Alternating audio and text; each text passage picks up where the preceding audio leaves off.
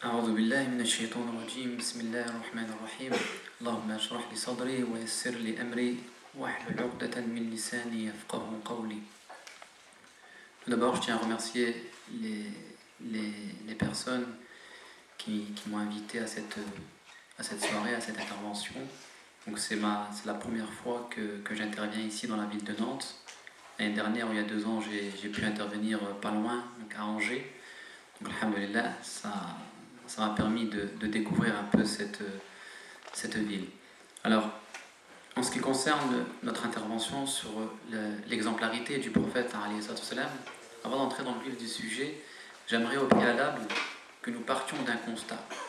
Et le constat, c'est celui qu'a relevé Gilles Kepel dans son rapport Banlieue de la République, où, à travers cette enquête qu'il a menée avec plusieurs sociologues, il a montré la chose suivante, c'est que dans les banlieues, dans les quartiers populaires de France, il y a une espèce de repli communautaire. C'est que les jeunes commencent à revenir vers la religion et qu'il y a une augmentation de la pratique religieuse dans les quartiers populaires. Donc il fait ce constat-là.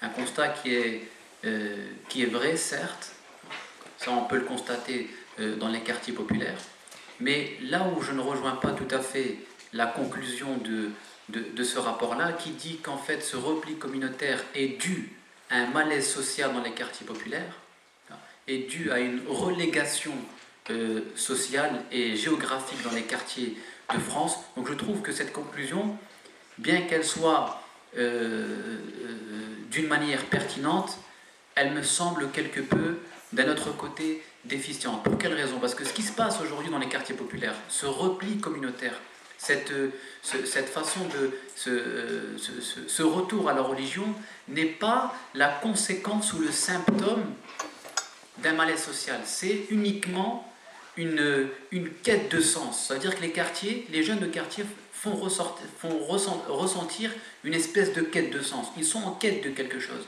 Et d'où vient cette quête-là? D'où vient ce sentiment spirituel qui les anime? D'une part, c'est l'aspiration naturelle, le fitra qui est en nous, et d'autre part, elle vient d'une chose. Parce qu'en fait, le malaise social qu'il y a dans les quartiers, ce malaise-là lui-même, c'est une conséquence. Et on ne peut pas expliquer une conséquence par une autre conséquence. C'est-à-dire qu'un problème, on l'explique par sa cause. Et quelle est la cause de ce qui se passe aujourd'hui, particulièrement dans les banlieues, mais aussi dans tout le reste de l'Hexagone? C'est qu'aujourd'hui, notre société est gouvernée par une espèce d'idéologie qu'on appelle le capitalisme. Cette doctrine de l'avoir, de la possession, de l'argent, où c'est la monnaie qui régule les relations humaines. Donc tout ceci, toute cette doctrine, ce capitalisme a un impact considérable dans l'inconscient collectif. C'est qu'aujourd'hui, chaque jeune, en particulier dans les quartiers, et à la lumière de cette idéologie qui gouverne la France, essaye de se valoriser à travers ce qu'il a, à travers sa possession, à travers l'argent, à travers les marques. Aujourd'hui, on te dit que tu vaux en fonction de ce que tu as, que tu vaux en fonction de ce que tu portes sur la poitrine. Si tu as du Lacoste, si tu as du Paulette Shark, du Prada ou du Hugo Boss, ce que tu veux, tu es quelqu'un de bien et qui a de la valeur. Aujourd'hui, on ne te considère plus à l'aune de tes qualités et puis à l'aune de ton potentiel, on te considère en fonction de ce qu'il y a dans ton compte bancaire. Et c'est là le problème. Et c'est que si aujourd'hui, il y a une injustice profonde au niveau social comme au niveau sociétal, s'il y a une cacophonie politique qui gère la société française, c'est dû à ce capitalisme-là. Donc ce n'est pas forcément dû à un malaise social qui lui-même est la conséquence du capitalisme. Et donc aujourd'hui les jeunes, le fait qu'ils reviennent vers leur foi, le fait qu'ils se replient vers leur religion, c'est qu'ils ont vu que la société leur a fait miroiter un bonheur illusoire, qu'en fait ils ont vu que l'argent, les marques, la mode, le luxe, c'était de l'illusion, que ça n'apportait pas de bonheur, et qu'au contraire, ça produisait plus de stress, d'angoisse. D'ailleurs, le stress est la maladie du siècle. Aujourd'hui, on voit beaucoup de personnes qui dépriment, qui sont en dépression, qui stressent, etc.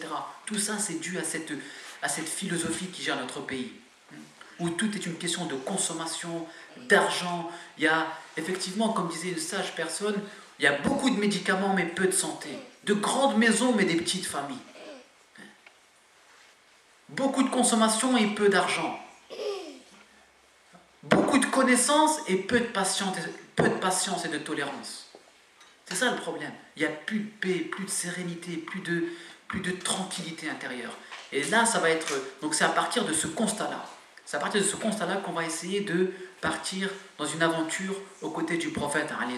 Parce qu'en fait, on a vu, et Gilles Kepel, ça c'est des sociologues qui parlent, c'est qu'ils ont vu qu'il y a un repli, qu'il y a une quête de sens, que les jeunes, voilà, ils ont vu que l'avoir était illusion. Donc ils reviennent à l'être, à la question de l'être. Maintenant, je vais essayer de me montrer et de me valoriser en fonction de ce que je suis et en fonction de mon potentiel et de mes compétences et non pas en fonction de mes marques, en fonction de l'argent ou de quoi que ce soit.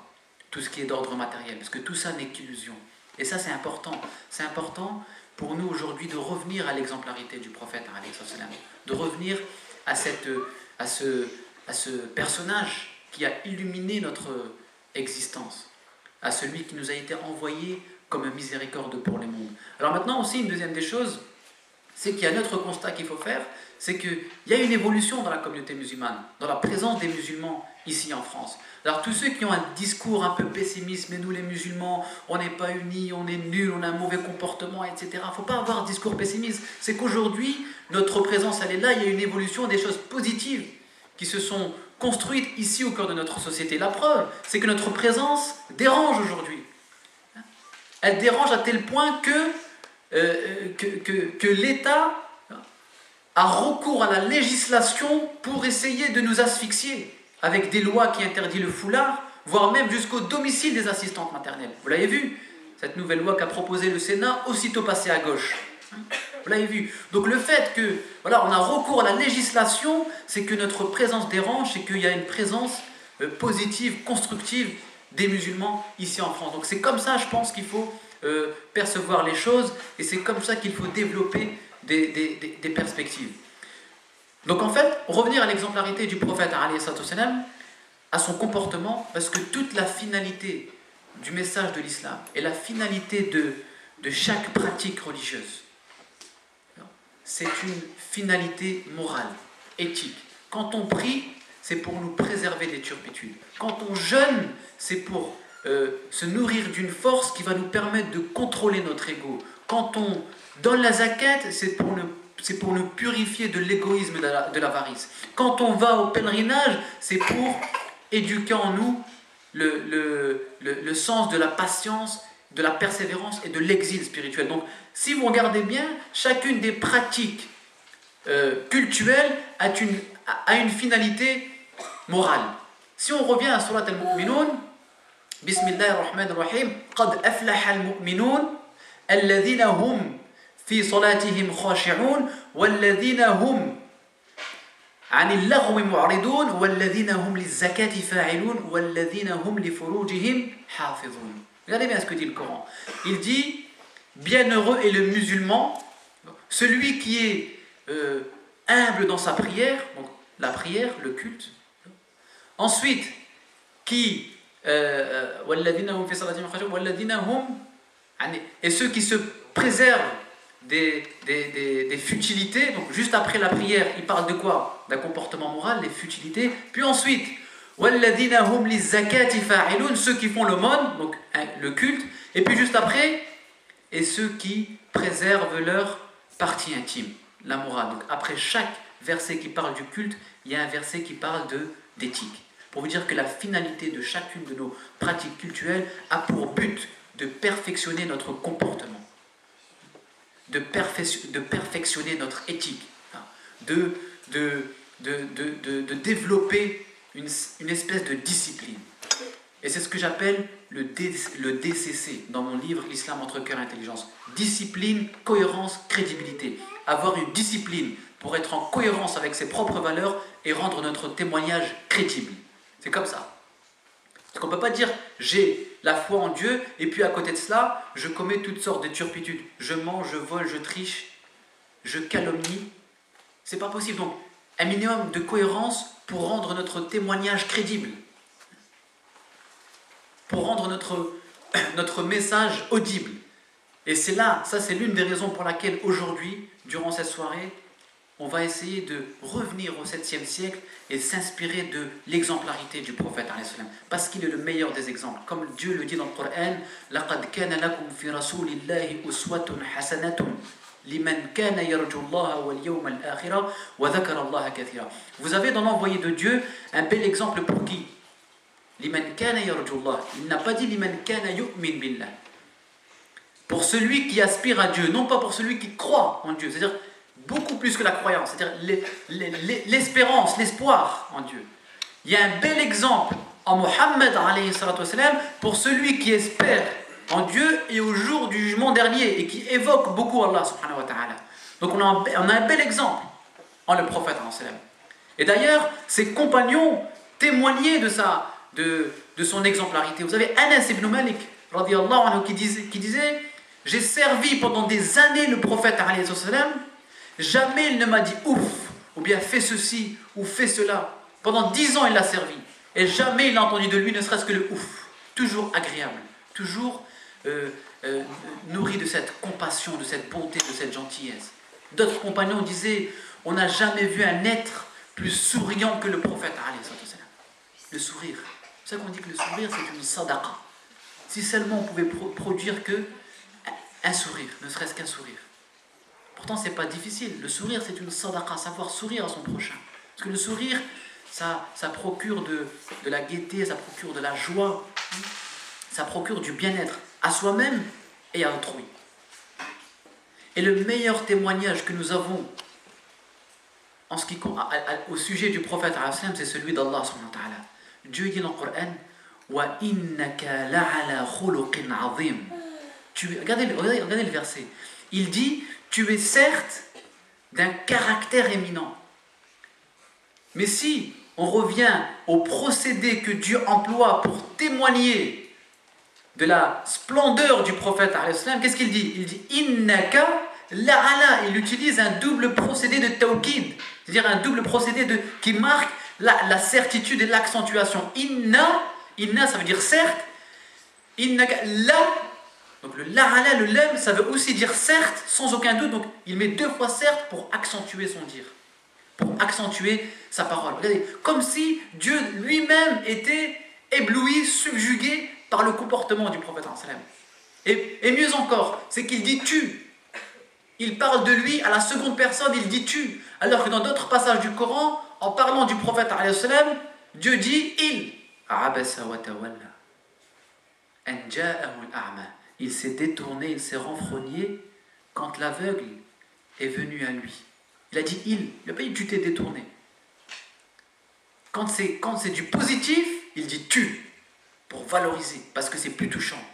Mais quand c'est une chose moins positive, il dit il, pour laisser la chose indéfinie, indéterminée. C'est encore la pédagogie divine, une communication extrêmement pointilleuse dans le Coran.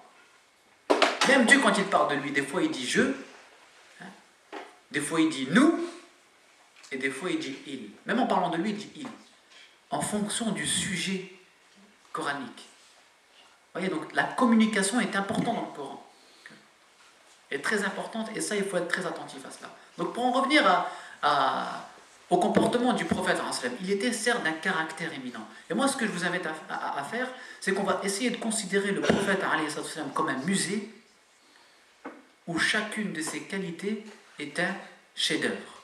Et on va essayer de s'arrêter sur chacune de ces qualités qu'on va contempler, qu'on va méditer pour essayer de s'en inspirer et avoir un impact sur notre comportement et sur notre éthique.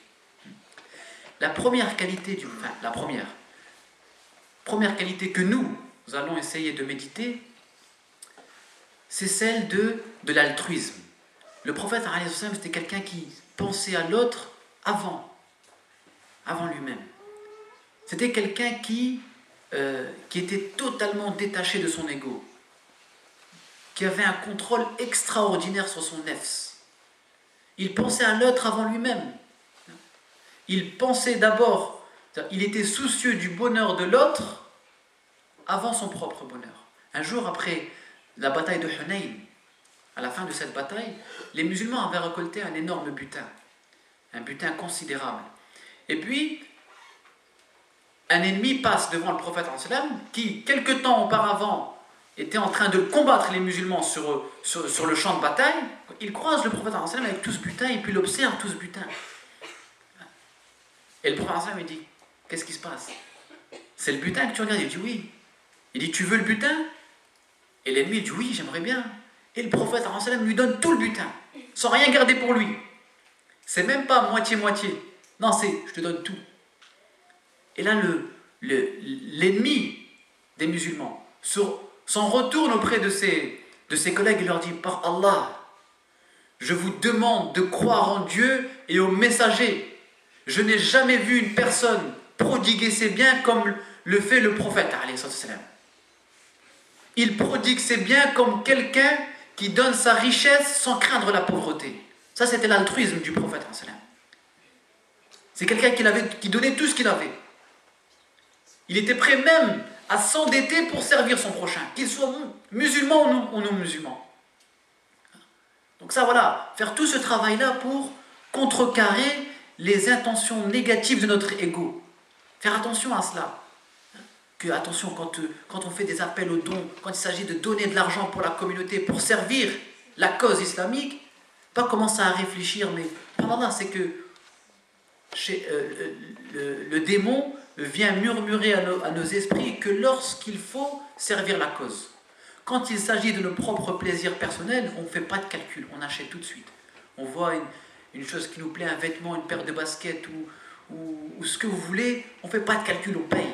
Mais quand il s'agit d'appeler, s'il vous plaît, on voudrait de l'argent pour la construction d'une mosquée ou pour une action associative, là tout le monde commence à faire des calculs. Ouais, mais attends, si je donne 10 € maintenant, le problème c'est qu'il ne va pas en rester.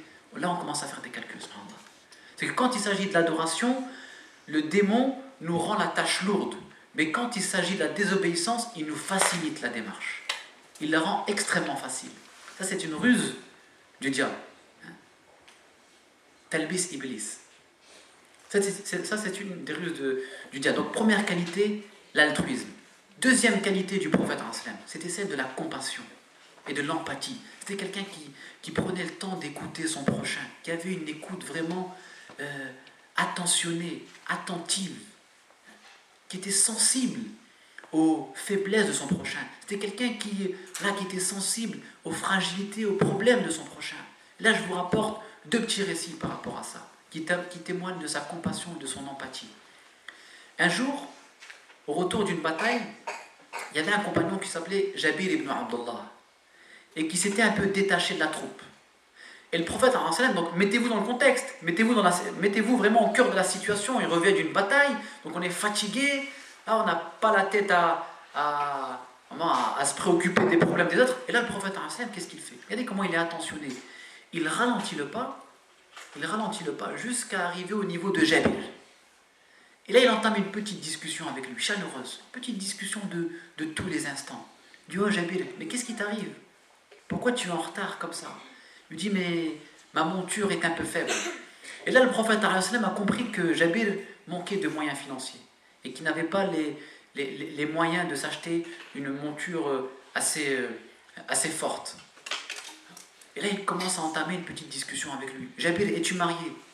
Oui, je me suis marié à une personne assez âgée parce que mes parents sont morts et ils ont laissé à ma charge plusieurs petits frères et sœurs. Donc je me suis marié avec une personne expérimentée pour qu'elle puisse m'aider dans l'éducation de mes petits frères et mes petites sœurs. Puis là, tout doucement, une petite discussion. Je dis, Jabir, je vais tout faire pour que ta femme, ton épouse, soit avertie de ton arrivée pour qu'elle puisse te préparer à manger, pour qu'elle te puisse préparer de quoi te reposer. Une petite discussion qui, voilà, toute simple, mais qui révèle, qui en dit beaucoup sur l'attention et la compassion du prophète. Il prend le temps de ralentir le pas. Combien d'entre nous prennent le temps comme ceci, de ralentir le pas et d'écouter son frère, sa sœur qui sont dans la difficulté, qui traversent des moments de fragilité, de faiblesse.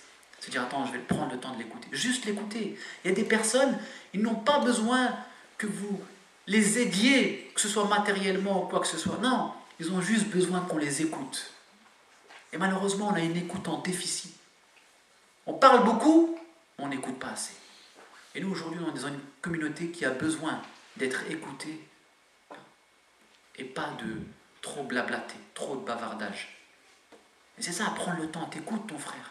Et parfois, normalement, celui qui a le sens de cette empathie, de la compassion, il n'a même pas besoin, il ne doit pas attendre à ce que son prochain vienne lui dire ses fragilités. Il doit essayer de le constater. Il doit essayer d'avoir une espèce d'empathie intellectuelle où il comprend, sans que son prochain parle, sans que son prochain ne lui dise, il comprend que la personne a besoin d'elle. Tu ressens à travers son visage, à travers sa situation, à travers son comportement, tu sens qu'elle traverse une situation difficile. Et puis là, tu dois tendre l'oreille. Tu dois l'écouter. Ça, c'est le prophète. Et malheureusement, quand on lit la vie du prophète, c'est des détails qui nous échappent. On s'arrête aux batailles Badr, Uhud, Ghazwat al-Khandaq. Mais tous ces petits détails qui ont fait la vie du prophète, malheureusement, rares sont ceux qui s'y arrêtent. Ça, c'est des passages où on doit s'arrêter et prendre le temps de méditer. C'est pas comme ça, on les passe. Non, on s'arrête. Attends, qu'est-ce qu'il vient de faire là? C'est extrêmement important. C'est aussi important que toutes les victoires que les musulmans ont remportées durant la vie du prophète. Là, il s'est arrêté. Il a pris le temps d'écouter Jabir ibn Abdullah. Voilà, je suis là, je suis à ton écoute, je suis prêt à te servir. Je suis prêt à être une force quand tu es dans un moment de faiblesse. Je suis prêt à t'offrir de l'énergie quand tu traverses tes fragilités. Je suis prêt à te tendre la main de la facilité quand tu es face à la difficulté. Et c'est comme ça que nous devons réagir. Vous savez pourquoi je vous dis ça? Pour que nous cessions d'être un tribunal, une communauté de juges. Arrêtez de juger son prochain.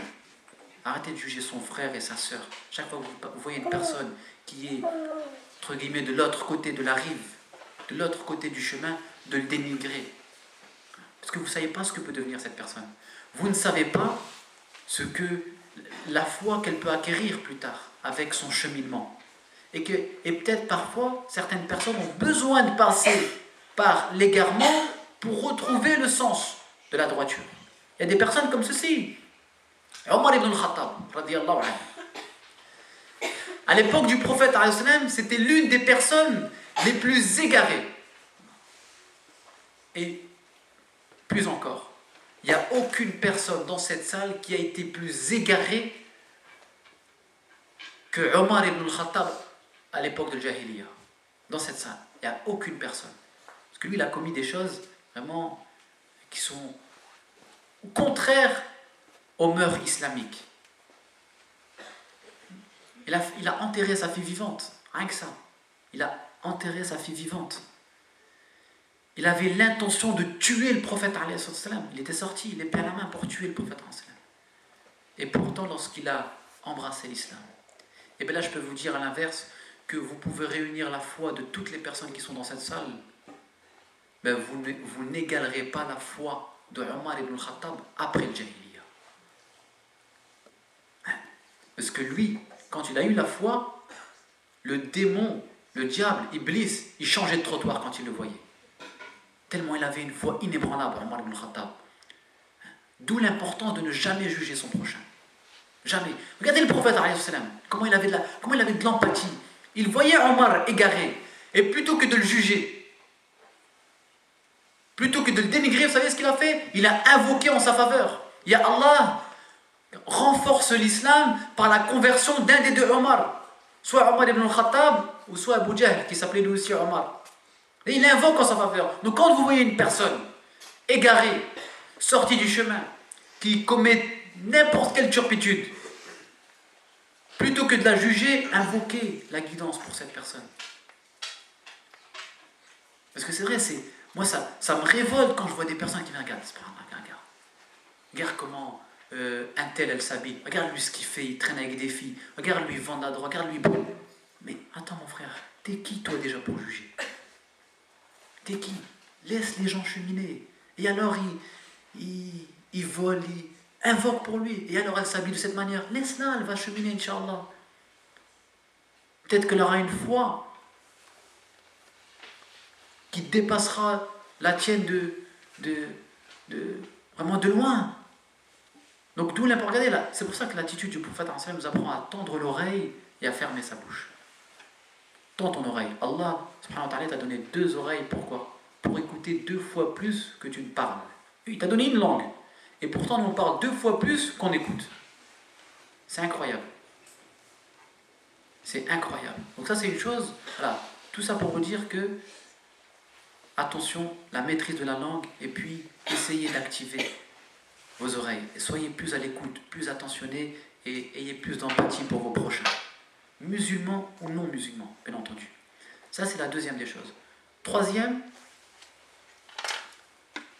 qualité qu'on peut relever chez le prophète, c'est la miséricorde.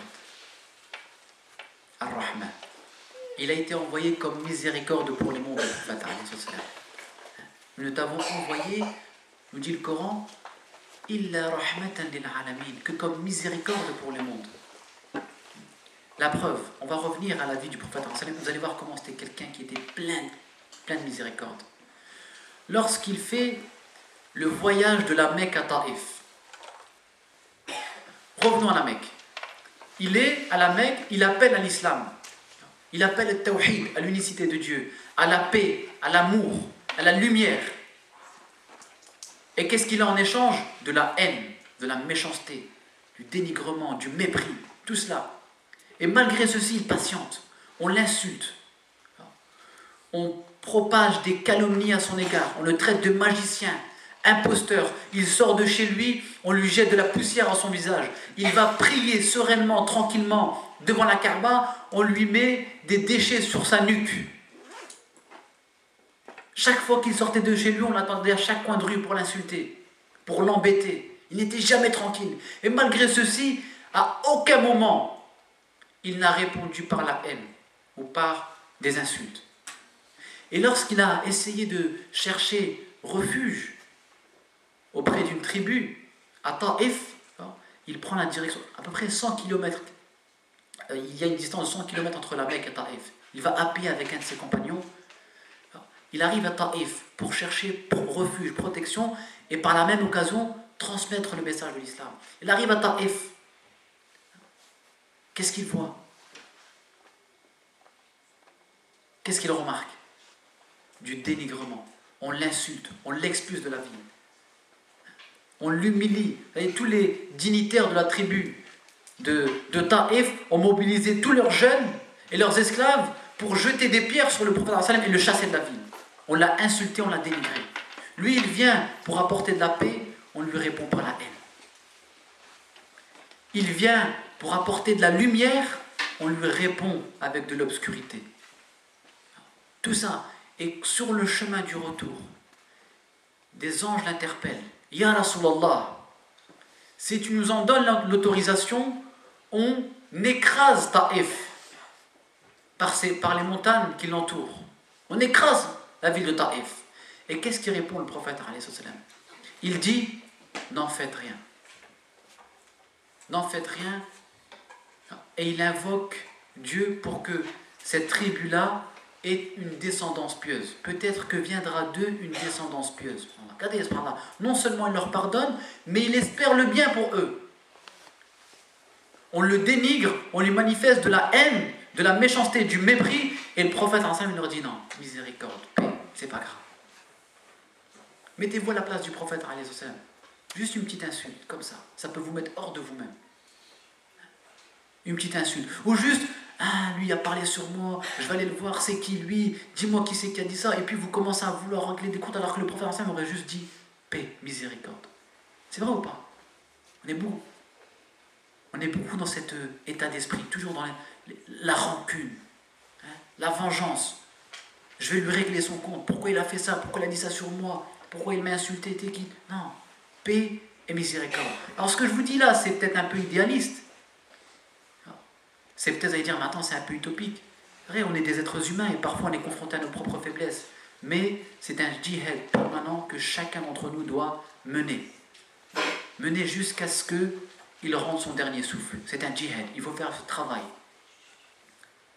Allah t'a peut-être créé faible, mais il t'a donné la force qui est dans ton cœur pour pouvoir surmonter cette faiblesse. C'est trop facile de dire, mais l'être humain est faible. Certes, j'opine, je confirme. Mais Allah, il a mis quelque chose dans ton cœur, une lumière, une foi, qui te procure une force, une énergie à même de t'aider à surmonter tes propres fragilités. Mieux encore, lors de Uhud, le prophète se fait taper dessus. Voire même on lui casse une dent. Et quand Omar ibn al-Khattab arrive, il dit « Ya Rasulallah, laisse-moi trancher la tête à celui qui t'a fait du mal. » Et là, le prophète se retourne vers Omar. Dans son sang, le prophète dans son sang. Il dit « Ya Omar, j'ai été envoyé comme miséricorde pour les mondes. Je n'ai pas été envoyé pour répandre le sang. » Regardez la miséricorde du prophète en pleine bataille, au cœur de la haine et du mépris, il dit « miséricorde. » C'est fort. Omar ibn al-Khattab, il vient, il lui dit, laisse-moi. Vous connaissez Omar ibn al-Khattab? C'est quelqu'un qui rigolait pas. Il pouvait trancher des têtes. À la moindre résistance, il pouvait trancher une tête. Mais heureusement qu'il y avait toujours la miséricorde du prophète pour le rappeler à l'ordre. Attention. J'ai été envoyé comme miséricorde pour les mondes. Ne l'oubliez pas. Mieux encore. Lorsque le prophète revient à la Mecque, vainqueur avec son armée, après des années de persécution, de méchanceté, de mépris, de dénigrement, le prophète revient après près de 20 ans, il revient à la Mecque avec toute sa communauté. Il rentre à la Mecque et puis là en face de lui tous les Quraysh, comme ça, vulnérables. Ils sont devenus faibles, ils ont perdu. Ils se retrouvent comme ça face au prophète. Et là le prophète le regarde et dit, mais alors, que vais-je faire de vous? Et là le Quraysh, ya Muhammad, tu es généreux et le fils d'un être généreux. En d'autres termes, ils imploraient sa miséricorde. Ne te venge pas. Là, il pouvait le faire, le prophète. Il rentre victorieux avec sa communauté et il pouvait dire, il avait le droit, la légitimité de dire, allez hop, on les liquide. Parce qu'ils l'ont torturé, ils ont torturé des membres de sa famille, ils ont tué des membres de sa famille au prophète.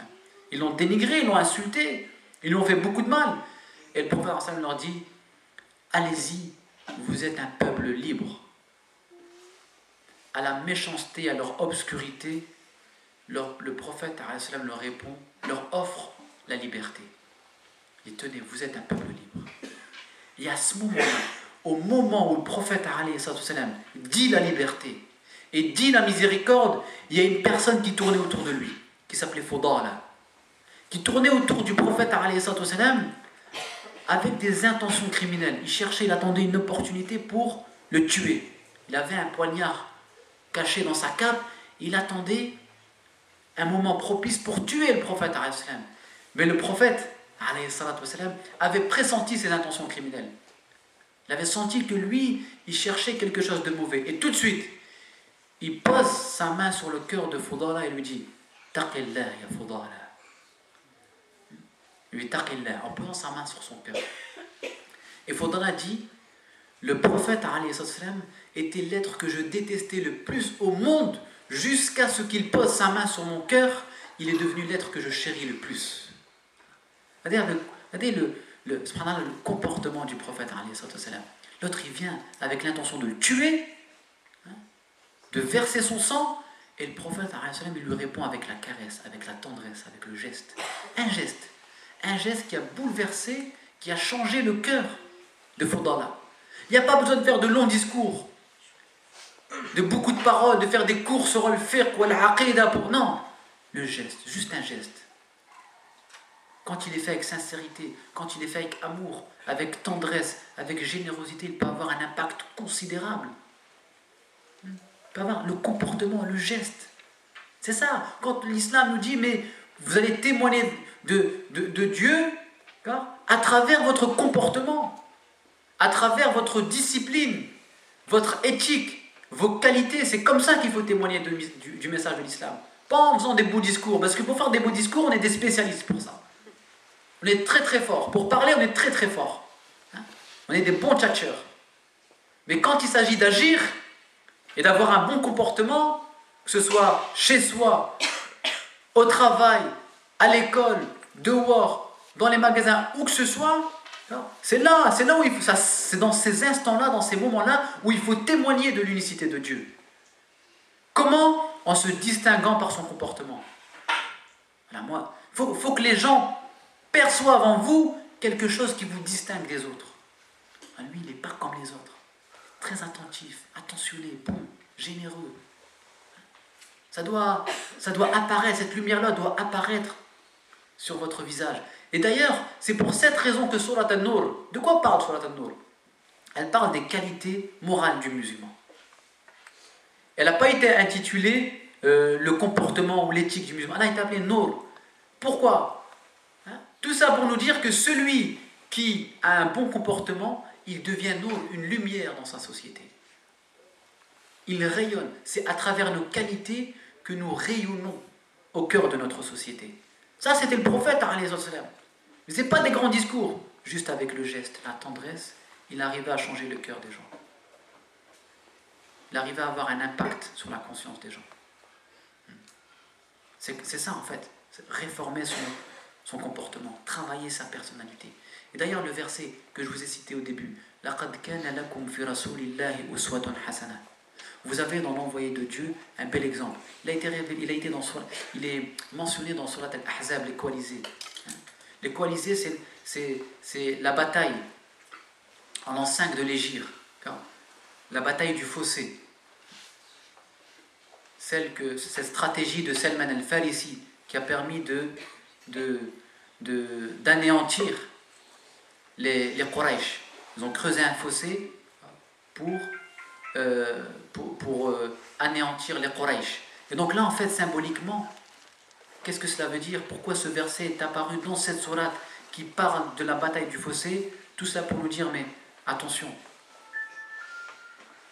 quand vous êtes tiraillé par cette vie, par la mode, par l'argent, par les soucis, par tout ce qui perturbe notre cœur et notre intelligence, eh bien, sachez creuser un fossé dans votre vie et revenez à l'exemplarité du prophète.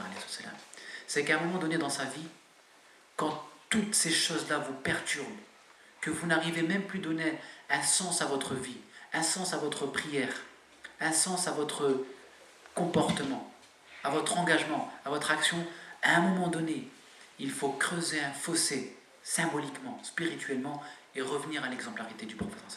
Alors, je reviens et je redonne un sens à mon existence. Je redonne des finalités. Parce que même au cœur de l'engagement associatif, il y a des fois on est tellement engagé, on est tellement dans l'action qu'on sombre dans l'activisme et qu'on agit pour agir et on oublie le sens. Et tout ça, ça perturbe les intentions. Et ça se transforme en des conflits de pouvoir, etc. Ça, on l'a vu dans pas mal d'associations. Pourquoi? Parce qu'à un moment donné, on n'a pas su prendre du recul et dire attention, pourquoi je suis engagé? Quel est le sens de mon action? Et on oublie qu'on est là pour servir une cause et pas pour servir des intérêts. On est là pour témoigner d'un message. On n'est pas là pour des intérêts personnels. Et ça, chacun d'entre nous doit faire ce travail-là. Voilà, je prends du recul, je m'isole. Et puis, je fais de la solitude ma compagne, du silence mon langage, et de la méditation mon âme. Tout ce travail-là, je prends du recul, et puis je commence à méditer. Méditer sur quoi? Méditer quoi plutôt? La création, méditer sa vie, son existence.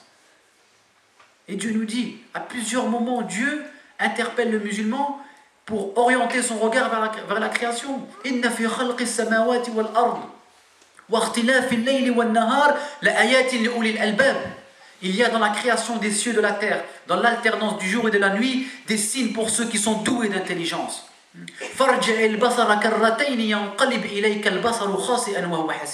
Et tourne ton regard par 2 fois vers la création. Tu verras que ton regard va revenir vers toi frustré et humilié. 2 fois. Voilà. Lui dit la création, 2 fois tu regardes. La première fois, ton regard va être superficiel. Le deuxième regard, il va être profond. C'est pas comme quand tu regardes une femme, on dit attention, premier regard, il est naturel, le deuxième, il faut le maîtriser. Non, là c'est l'inverse. La création, 2, 3, voire 4 regards s'il faut. Il faut que tu puisses percer les signes de la création. Médite. Et si tu médites bien, tu verras que ton regard va revenir avec un sens. Lequel? Le sens de l'humilité. Ton regard reviendra vers toi frustré, humilié. Quand tu sens ta vie débordée et que tu es tiraillé de tous les côtés au point de nuire à tes intentions, projette ton regard vers la création et il va te rappeler le sens de l'humilité. C'est quoi l'humilité? C'est de te souvenir qu'il y a un Dieu au-dessus de toi, qu'il y a un sens à ta vie. Ton regard au départ ne va pas être le même que celui au retour. Parce que le voyage spirituel que tu auras accompli va transformer ton regard. Et donc il va revenir humilié. Vous avez lu L'Alchimiste de Paulo Coelho? Oui. Regardez Santiago. Il part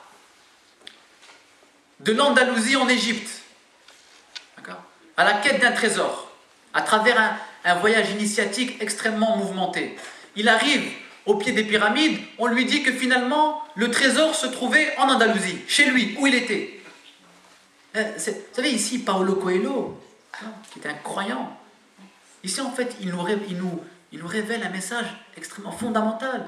Il nous dit, en fait, à travers ce voyage de Santiago, que pour comprendre que la lumière et le trésor se trouvent à l'intérieur d'entre nous, il faut voyager à l'extérieur.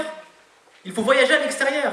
C'est-à-dire que quand tu voyages, il est parti en Égypte, et on lui a dit, mais le trésor, en vérité, se trouvait en Andalousie. En fait, le voyage avait uniquement pour but de lui faire comprendre que la lumière était chez lui, à l'intérieur de lui. Allah te dit, voyage vers l'extérieur à travers ton regard et tu comprendras que le secret était à l'intérieur de toi. En fait, pour comprendre que tout est au fond de toi, à l'intérieur, il faut passer par l'entremise de l'extérieur. Je ne sais pas si vous suivez un peu la logique. Vous avez compris? Médite la création. Pourquoi Dieu à chaque fois? Regarde la création. Regarde l'extérieur. Pourquoi? Parce que tu verras harmonie. Tu verras que tout est ordonné. Eh bien, inspire-toi de cette harmonie pour apporter de la symphonie à l'intérieur de toi. Nourris ton regard. Regarde comment tout est beau. L'alternance du jour et de la nuit. Ces arbres, la nature qui brille. Et c'est pour cette raison que le prophète, bien avant la révélation, alors qu'il était encore jeune, Allah l'a initié à la méditation comment? À quel moment? Lorsqu'il était berger. Parce que, en tant que berger, il était au contact de la nature. Une nature qui l'a poussé, par la force des choses, à méditer. Et la nature, tu es isolé, tu es dans le silence. Il n'y a pas tous ces bâtiments, tous ces bruits, toute cette pollution, la télévision, la musique, le bruit qui vous perturbe. Non, à un moment, il faut du silence. Parce qu'on ne pourra pas avancer si on reste dans le bruit comme ça, avec Internet, la télévision, comme noyé dans le bruit. Jamais on va parvenir à retrouver le sens. À un moment donné, il faut se couper de tout ça. Il faut se couper, retrouver le silence, se nourrir de ce langage-là, hein, retrouver la meilleure des compagnies qui est la solitude. À un moment donné, la solitude, ça fait du bien à la personne. Alors, je ne vous demande pas de vous isoler, de vous couper complètement du monde. Non, de temps à autre, de s'isoler uniquement pour se nourrir, faire un travail sur soi-même, réalimenter la lumière de son cœur pour revenir et ensuite rayonner autour de soi. Donc faire ce travail de solitude, de silence, de méditation pour retrouver le sens de son existence. Donc on a ouvert une grande parenthèse. On revient à la vie du prophète et on parlait de sa miséricorde. La miséricorde du prophète qui, bien entendu, on parle de la miséricorde du prophète comme on pourrait parler de celle de Allah subhanahu wa ta'ala.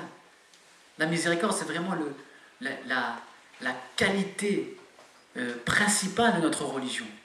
Les plus beaux noms d'Allah subhanahu wa ta'ala, c'est Ar-Rahman Ar-Rahim, le tout miséricordieux, le très miséricordieux. Tout de suite, Allah s'est présenté aux êtres humains par le biais de sa miséricorde. Tout de suite, ce qui nous lie à Dieu, c'est d'abord sa miséricorde. C'est ça, son pardon. Et heureusement, la première parole qui a pénétré l'oreille d'Adam, c'est quoi?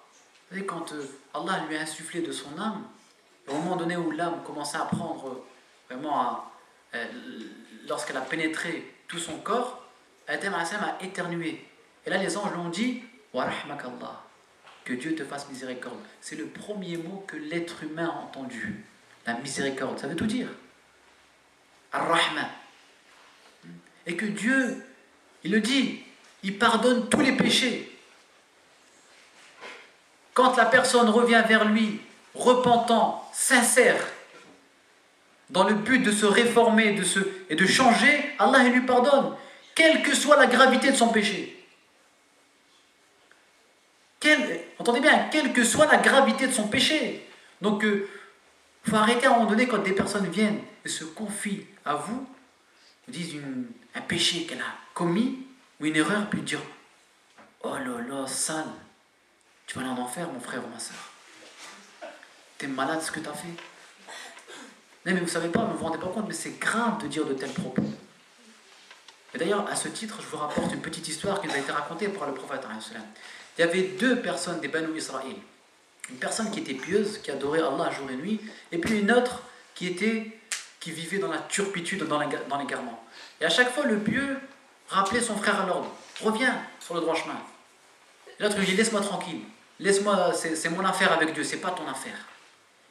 Et là, il lui dit, mais jamais Dieu va pardonner ce que tu fais. Et puis lorsqu'ils ont rendu l'âme tous les deux, le pieux arrive devant Allah subhanahu wa ta'ala pour rendre ses comptes, et Dieu lui dit, toi, en enfer. Pour quelle raison? Parce que quand tu étais sur terre, malgré tes prières, ton jeûne et tout ce que tu veux, tu as réduit ma miséricorde. Tu l'as restreinte. Et ça, c'est grave de faire ceci. Alors que l'autre, Allah, par sa miséricorde, l'a fait entrer au paradis.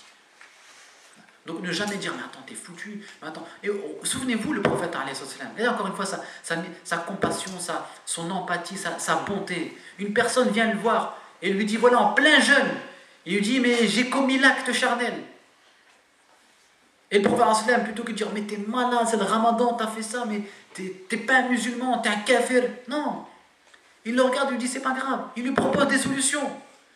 Et à chaque solution, le compagnon manifeste, lui dit son incapacité. Il dit, non, cette solution, jeûner 2 mois, je peux pas. Donner de l'argent pauvre, je peux pas, j'ai pas les moyens. Tout. Regardez, non seulement le prophète ne le juge pas, deuxièmement, il lui propose des solutions, il refuse toutes les solutions. Donc là, on va dire, attends, mais tu t'amuses là. Non, le prophète il dit, ok, il n'y a pas de souci. Il fait un grand sourire et lui dit, je vais t'apporter l'aumône. L'autre, il vient avec toute la misère du monde et le prophète lui répond avec le don et le pardon. C'est pas beau tout ça? Donc, ayez ce sourire-là, essayez d'apaiser les gens quand ils viennent vraiment. Ils ont le cœur durci, ils ont commis une énormité, ils ont besoin d'être rassurés, ils ont besoin qu'on leur redonne un peu d'espoir. Ayez ce sourire, leur dire, mais ne t'en fais pas. Ar-Rahman ar-Rahim. Dieu est miséricordieux et tout miséricordieux. Ne l'oubliez pas. Et ça, ne l'oubliez jamais. Jamais. Et apprenez tout le temps à vous repentir, parce que Allah, subhanallah, il y a de la baraka dans le repentir. Vraiment de baraka. Et Iblis fera tout pour vous empêcher de revenir à Dieu. Et pour vous priver des bénéfices du repentir. Je vous raconte une histoire à ce sujet. Une fois, il y avait une personne qui se levait tous les matins faire le fajr à la mosquée. Un aveugle. Et un jour, il est arrivé en retard à la mosquée parce qu'il ne trouvait pas la direction.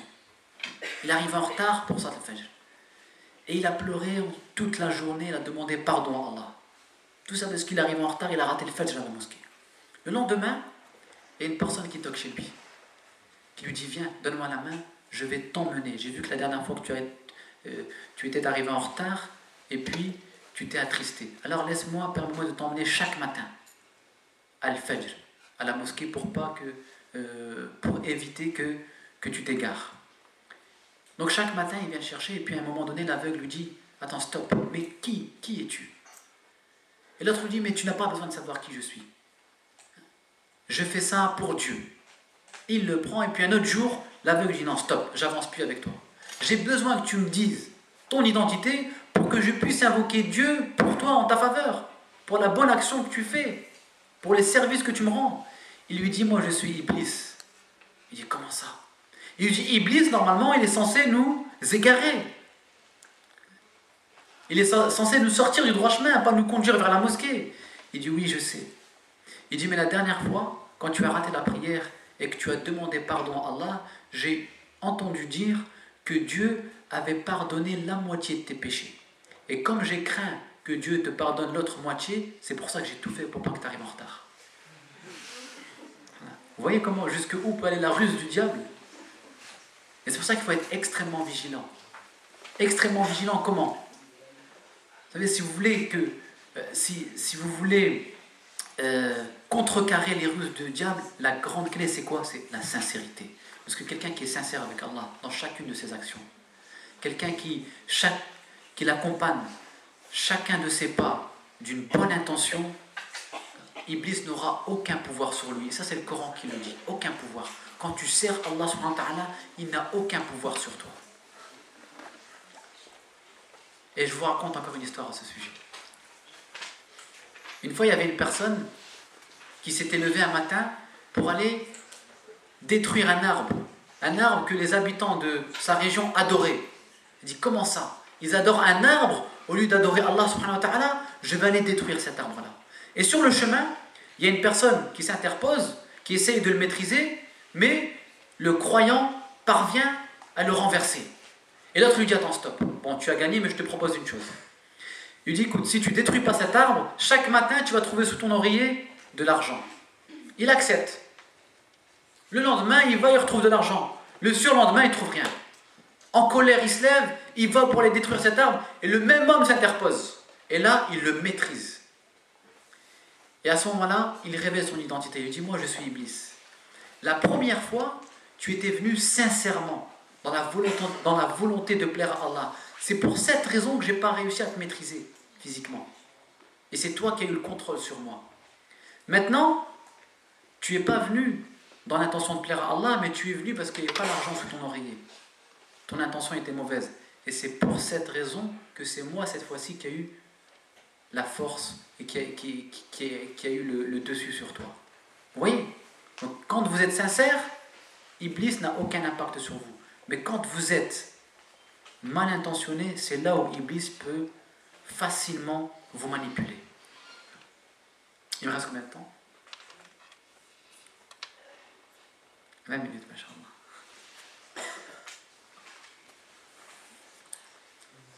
Bien. Comment? Non, il n'y a pas de souci, ça me dérange pas. Pour en revenir au comportement du prophète, donc on a parlé de son altruisme, on a parlé de sa compassion, on a parlé de sa miséricorde, il y a aussi sa modestie.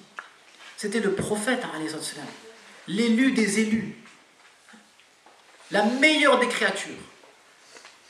Et malgré cela, c'était une personne extrêmement humble et modeste.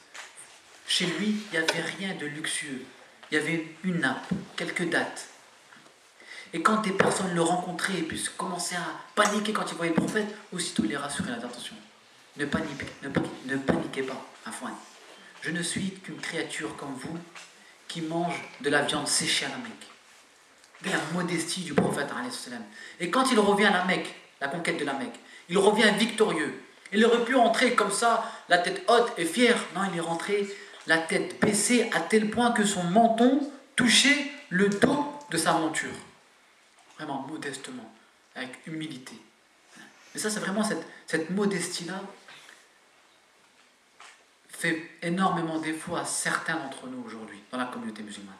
Il suffit que, surtout, entre guillemets, chez les Arabes, il suffit qu'ils ont un peu de pouvoir et c'est fini, tu ne les reconnais plus. C'est vrai. Vous regardez rien que les pays arabes. Dans les pays arabes, il y a des dictateurs. Subhanallah. En majorité. L'Égypte, c'est le pays qui a connu les plus grands dictateurs, de Pharaon jusqu'à Moubarak. C'est vrai ou pas? Donc, subhanallah, c'est étrange. Les Arabes, tu leur donnes un peu d'argent, un peu de pouvoir, c'est fini, tu ne les reconnais plus. Tu ne les reconnais plus. Ne serait-ce qu'un peu de pouvoir dans une association, une petite association, c'est fini, c'est à peine s'il va te regarder dans les yeux. Tous ces musulmans, c'est tout, dès qu'ils ont un statut social, ils ont un peu d'argent, ils passent devant toi comme si tu n'existais pas. Combien on en a vu des comme ceci? Et là, il faut les rappeler à la modestie du prophète. Attention, le prophète qui était meilleur que toi, qui est ton exemple, ta référence, n'était pas comme ceci. C'est quelqu'un qui souriait à tout le monde. Les compagnons témoignaient. C'était toujours lui qui tendait la main le premier pour saluer son prochain. Et il l'a retiré en dernier. C'était l'être humain le plus souriant. Et quand une personne l'appelait derrière, il se retournait complètement. Là, pour dire, voilà, je suis à toi. C'est pas juste du coin de l'œil, il fait ça. C'est qui? Pour voir si je lui serre la main ou pas. Là, il se retournait complètement pour dire, voilà, c'était quelqu'un qui avait donné sa personnalité. Ah, mais c'est fort, là, les comportements. On l'appelle de derrière, il se retourne complètement. Pas que du coin de l'œil. Voilà. Ça, c'était de l'humilité, la modestie du prophète, qu'on retrouve même chez les compagnons. Omar ibn al-Khattab, Omar ibn al-Khattab, quand il était calife, il ne dormait pas jusqu'à ce qu'il s'était assuré que chaque habitant avait bien mangé. Il faisait le tour. Il faisait sa tournée la nuit, et puis il regardait si tout le monde avait bien mangé. Puis s'il voyait une personne là en difficulté, qui n'avait pas de nourriture, il allait lui rapporter à manger. À un moment donné, il arrive devant une maison, et puis il voit des personnes qui, là, en difficulté, des nouveaux arrivants qui venaient d'habiter là-bas à Médine. Là, il essaie de s'enquérir de la situation, lui apprend que la femme de la personne est enceinte, qu'elle s'apprête à accoucher, que lui n'a pas les moyens il n'y avait pas de moyens, pas de nourriture. Donc tout de suite, Omar ibn Khattab, il appelle sa femme. Il lui dit, tu vas préparer à manger. Il vient s'occuper de la famille. Et puis à la fin, quand la personne a su qu'il avait affaire au calife, à Omar ibn Khattab, il était vraiment surpris, étonné. Omar ibn Khattab, il dit, calme-toi mon frère, je suis comme toi. C'est pas parce qu'il est calife, c'est tout. Vous ne verrez jamais Sarkozy venir faire le tour du jeu.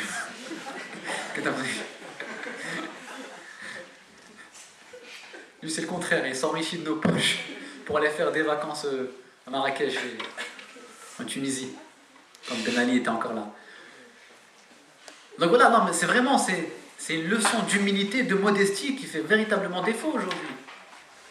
Là, ça, les grandes personnalités que furent le prophète, Omar ibn al-Khattab, Abu Bakr al-Siddiq, Uthman ibn Affan, Ali ibn Abi Talib, tous ces personnages-là, jamais à aucun moment donné, ils ont pris des ailes, ou ils ont été prétentieux ou orgueilleux.